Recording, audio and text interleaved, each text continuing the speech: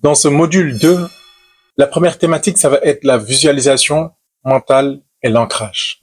Nous avons 6 méthodes à vous proposer qui sont éprouvées afin de pouvoir mieux travailler votre visualisation pour réussir au mieux l'anticipation de vos prises de parole en public. La première solution, ça va être la solution PETLEP, proposée par Holmes et Collins. Le terme, il est en anglais, mais je vais le faire en français pour que ça soit beaucoup plus simple pour vous. Le P, c'est pour l'aspect physique, c'est-à-dire vous-même. En tant qu'orateur, est-ce que vous allez prendre la parole debout, assis? De quelle manière? Et l'objectif de cette visualisation, c'est de pouvoir vous permettre d'anticiper la façon dans laquelle, la posture dans laquelle vous allez prendre la parole afin de pouvoir l'imaginer. Imaginons que vous devez faire une conférence ou un panel. Très souvent, vous allez être assis. Mais si peut-être aujourd'hui c'est un séminaire, vous allez sans doute être debout. Donc l'objectif, en fait, c'est de visualiser la posture et de travailler en profondeur pour pouvoir imaginer chaque détail de la posture que vous allez adopter lors de cette prise de parole. Ensuite, on va avoir l'environnement. L'environnement, c'est quoi? Ici, dans l'environnement, c'est d'anticiper. Est-ce que vous allez faire une prise de parole dans une salle de 20 personnes? Est-ce que c'est avec 200 personnes? Est-ce que c'est avec 2000 personnes? L'objectif, c'est vraiment d'anticiper l'imaginaire de l'environnement. Est-ce que vous allez traverser la salle de fond en comble? Est-ce que la salle, elle est disposée en forme de gala? L'objectif, c'est vraiment que vous puissiez anticiper le public, l'environnement, l'éclairage, bref, le décor. Ensuite, nous allons arriver sur le task ou la task. Là, comprenez la mission. L'objectif, là, c'est de décomposer en plusieurs parties. Par exemple, imaginons que vous décomposez dans la visualisation la première partie, c'est-à-dire l'avant prise de parole.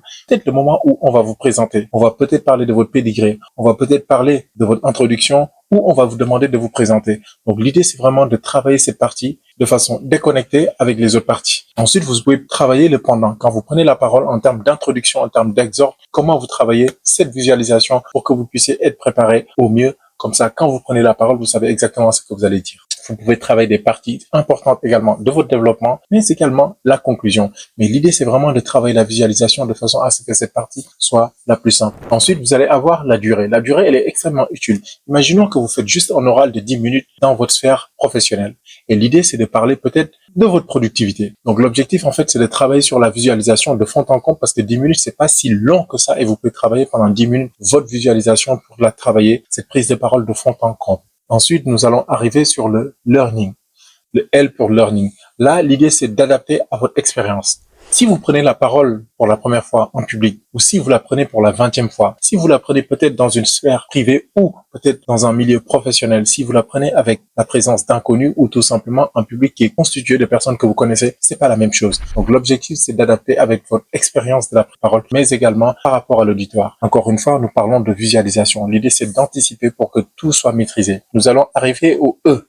Donc, E, c'est émotion. Emotion en anglais, naturellement. L'objectif ici, c'est d'associer dans votre visualisation un travail émotif avec notamment les 5 sens pour vraiment ressentir des choses puissantes. Par exemple, vous fermez les yeux et dans l'émotion, vous essayez peut-être de sentir les acclamations du public ou l'excitation du public avant même que vous ne preniez la parole quand vous êtes présenté. Vous voyez, l'objectif, c'est vraiment d'anticiper pour ressentir des éléments très forts, des sentiments très forts, vraiment une émotion tellement forte que vous avez l'impression d'être dans cette visualisation. C'est pour ça que je ferme les yeux en le disant.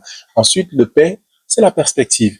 L'objectif de ce travail, c'est pas de le faire en disant il. Vous parlez de vous-même, vous parlez du jeu. C'est vous qui incarnez votre prise de parole, c'est vous l'orateur ou l'oratrice. Donc l'objectif, c'est vraiment de vous mettre dans cette disposition comme si c'était une réalité. Naturellement, c'est une réalité virtuelle. Ce sont des artifices. Mais l'objectif, c'est de prendre ce qu'on appelle ou de porter le masque de l'orateur à ce moment-là. Donc voilà la première solution que je vous propose, à savoir la méthode PEPLEP avec la possibilité justement de travailler de façon dissociée tous ces éléments, que votre prise de parole soit au mieux préparée.